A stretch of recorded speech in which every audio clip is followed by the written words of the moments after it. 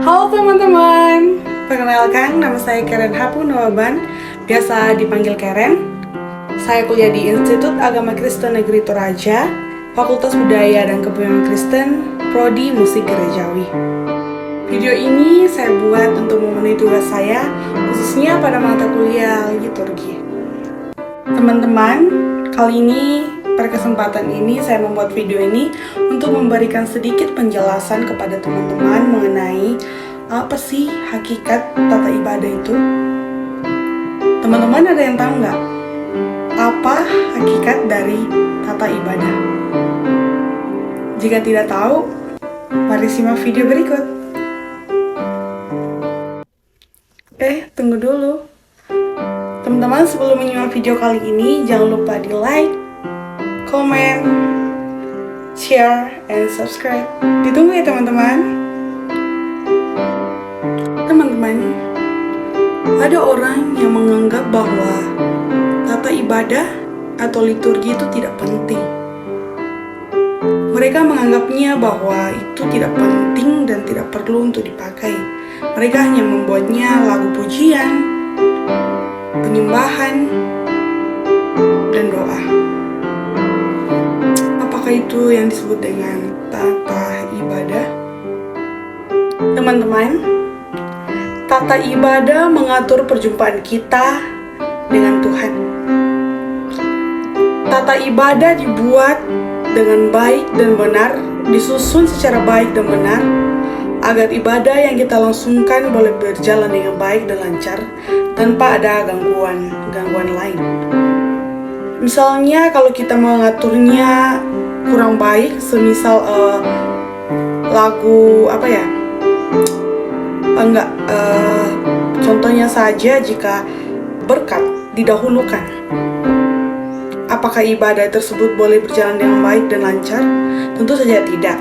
Untuk itu kita perlu menata tata ibadah atau liturgi tersebut dengan baik, agar ibadah bisa boleh berjalan dengan baik.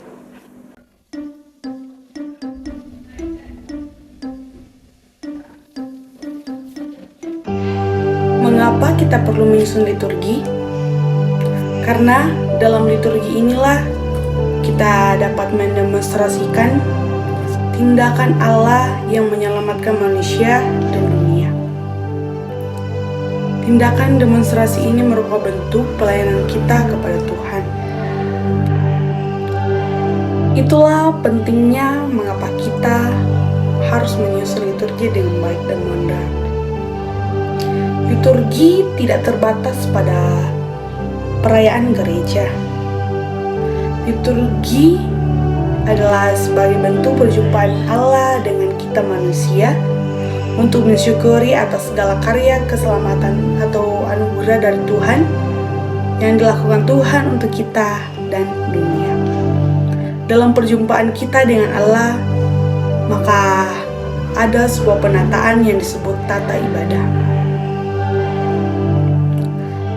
Ibadah yang kita lakukan untuk mengungkapkan rasa syukur kita kepada Tuhan atas segala kasih sayangnya, pertolongannya, dan segala bentuk anugerah Tuhan yang Tuhan telah berikan kepada kita terhadap manusia.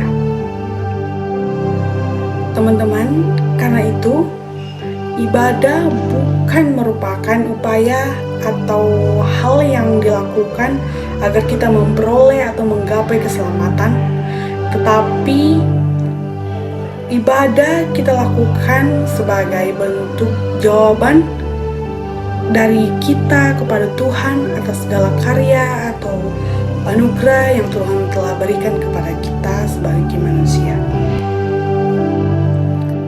Tujuan liturgi ialah membuat suasana ibadah berjalan dengan baik dan tertib, penuh hikmat dan pengurapan dari Tuhan. Dengan demikian, teman-teman dapat dikatakan bahwa liturgi sebagai alat, wadah, atau sarana berjumpa dengan Tuhan. Nah, kita semua mungkin berbeda-beda gereja. Ada yang gereja Katolik, gereja Toraja seperti saya misalnya, mungkin penyusunan atau tata liturgi kita mungkin berbeda-beda. Nah, saya akan memperlihatkan bagaimana liturgi saya di gereja. Saya gereja Toraja. Saya akan membagikan kepada teman-teman apa saja sih yang ada dalam liturgi tersebut, atau bagaimana susunan ibadah dalam liturgi tersebut. Saya akan membagikannya kepada teman-teman. Nah, susunannya seperti berikut. Yang pertama, berhimpun menghadap Allah, yang terdiri dari persiapan, prosesi, votum, salam, bermazmur, perintah mengasihi, pengakuan dosa, dan berita anugerah. Nah, yang selanjutnya yaitu respons jemaat yang terdiri dari persembahan. Selanjutnya pelayanan firman, terdiri dari doa pembacaan Alkitab, khotbah, dan saat teduh. Selanjutnya kembali respons jemaat, yaitu terdiri dari doa syafaat dan doa Bapa Kami. Dan yang terakhir, pengutusan dan berkat yang terdiri dari petunjuk hidup baru, pengutusan, dan berkat. Nah, itu sedikit gambaran bagaimana liturgi dalam gereja saya, bagaimana dalam penyusunannya dan apa saja di dalamnya. Mungkin liturgi saya dengan teman-teman berbeda ya, mulai dari tata susunannya atau isi dari liturgi tersebut. Namun dari liturgi tersebut bukanlah menjadi penghalang buat kita untuk beribadah kepada Tuhan. Karena seperti yang saya katakan tadi, bahwa ibadah merupakan perjumpaan kita dengan Tuhan untuk mensyukuri segala karya yang dilakukan Allah kepada kita dan kepada dunia ini. Nah, ada dikatakan bahwa ibadah yang sejati. Perlu digarisbawahi di sini, karena ibadah yang sejati yaitu mempersembahkan tubuh kita. Kita boleh membacanya dalam Roma pasal 12 ayat yang pertama. Di sini dikatakan bahwa, saya akan membacakannya buat teman-teman. Karena itu, saudara-saudara, demi kemurahan Allah, aku menasihatkan kamu supaya kamu mempersembahkan tubuhmu sebagai persembahan yang hidup, yang kudus, dan yang berkenan kepada Allah. Itu adalah ibadahmu yang sejati. Nah, perlu digarisbawahi di sini adalah ibadah yang sejati itu mempersembahkan tubuh kita. Dengan demikian, kita harus menjaga tubuh kita dan supaya itu berkenan dan menjadi persembahan yang hidup, yang kudus, dan yang berkenan kepada Allah. Nah, teman-teman semua, mungkin itu saja yang dapat saya share atau bagian kepada teman-teman semua. Dan di sini saya menyimpulkan bahwa liturgi atau tata ibadah merupakan hal yang sangat penting dalam ibadah agar ibadah kita boleh berjalan dengan baik dan teratur, penuh hikmat dan pengurapan dari Tuhan.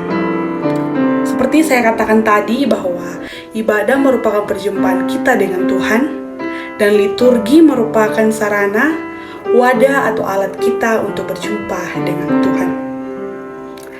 Ibadah yang kita lakukan merupakan rasa ungkapan syukur kita kepada Tuhan atas segala karya, anugerah, penyelamatan Tuhan kepada kita. Perlu dicatat bahwa di sini ibadah yang kita lakukan bukan memperoleh keselamatan, tetapi bentuk jawaban umat manusia kepada Tuhan atas segala karya-karya yang Tuhan berikan, atas karya-karya anugerah yang telah Tuhan berikan kepada kita. Jadi di sini betapa pentingnya kita perlu menyusun liturgi dengan baik dan benar. Dan dikatakan ibadah yang sejati itu mempersembahkan tubuh kita sebagai persembahan yang baik dan yang benar. Untuk itu kepada kita semua, kita menjaga, baiklah kita menjaga kekudusan tubuh kita ini, menjauhkan hal-hal yang negatif, dan marilah kita berjalan menuju hal-hal yang positif yang sesuai dengan kehendak Tuhan dan keinginan Tuhan. Mungkin itu saja yang bisa saya share kepada teman-teman semua. Jika ada kata atau pengucapan yang kurang berkenan, mohon dimaafkan. Karena di sini kita sama-sama belajar untuk menambah ilmu kita dan memperluas pengetahuan kita. Finally, I would like to thank you for attention and see you in the next video. Thank you for watching. Bye.